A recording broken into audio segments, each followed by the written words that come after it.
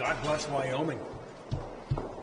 President Biden, stop letting the American left dictate your foreign policy. Campus protests and threats and intimidation of Jewish students has now turned into graduation walkouts. This weekend we saw walkouts. We saw demonstrations at Duke, Virginia Commonwealth, the University of North Carolina, among others, all in protest of our support of Israel. And while Israel is worried about its own security, Biden is worried about his election. So what does President Biden do?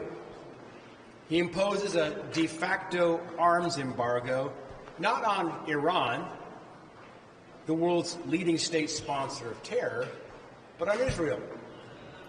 Why would President Biden give sanctions relief to Iran and clamp down on our ally Israel? I'll tell you why, because he's scared of his base. He's scared of the pro-Hamas protesters on campuses and in places like Dearborn, Michigan. These folks might as well be the shadow National Security Council.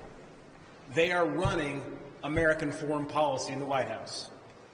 Mr. President, letting pro-Hamas protesters dictate your foreign policy is very dangerous. And it's not just President Biden, it's Senate Democrats as well.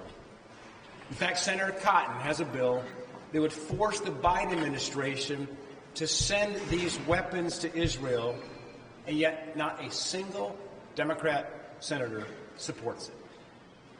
It's time for moral clarity.